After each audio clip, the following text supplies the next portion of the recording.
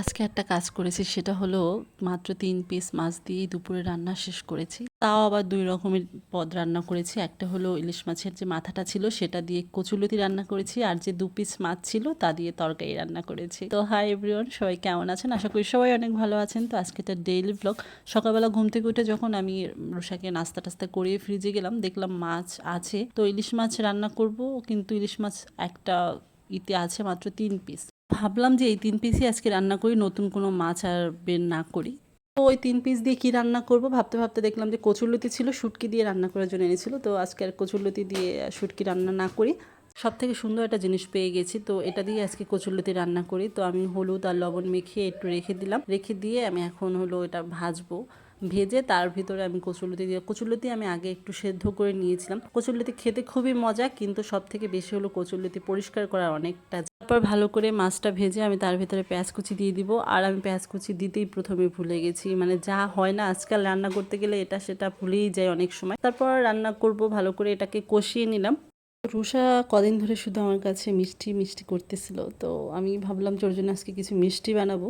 সেই জন্য সুজি খুঁজতেছিলাম, মানে রান্না করতে করতেই সুজি খুঁজতেছিলাম যে কোথায় সুজি আছে। কারণ কারণ গোলাপ জামুন অনেকবার বানানো হয়েছে, কিন্তু সুজির মিষ্টিটা বানানো হয় না, আর এটা আমার কাছে সব থেকে সহজ মনে হয়েছে। তারপর সুজি খুঁজতে খুঁজতে দেখি আমার কচুলতি হয়ে গেছে। এই যে কচুলতি প্রায় হয়ে গেছিলো, এর ভিতরে যদি লেবুর পাতা দিতে পারতাম তাহলে বেশি ভালো হতো, কিন্তু আমার মনেই ছিল না যে লেবুর পাতা দিব। পরে যখন রান্না শেষ হয়ে গেছে তখন মনে পড়েছে যে লেবুর পাতা দিলে ভালো লাগতো আর কি।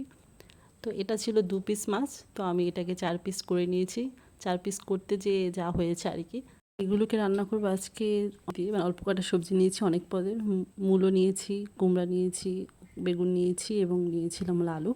নিয়ে আমি এর ভিতরে আগে মাছগুলো ভেজে নেব। আজকে ইলিশ মাছের গন্ধে আর কি তরকারি রান্না করব। তো এই তো আমি ভালো করে মাছগুলো ভেজে নিলাম। ভেজে নিয়ে এখন আমি ওই তেলেতেই একটু জিরে ফোড়ন দিয়ে আমি এখন সবজিগুলো ভালো করে ভেজে নেবো। আজকে যে মিষ্টি কুমড়ার আমি খোসা ছাড়াইনি, মিষ্টি কুমড়াটা ভালো ছিল, একটু কাঁচা কাঁচা ছিল, তাই খোসা ছাড়াইনি। তারপর হলুদ, জিরে বাটা, জিরের গুঁড়ো, ধনিয়া গুঁড়ো, এগুলো সব দিয়ে ভালো করে মশলাটা কষিয়ে নেব।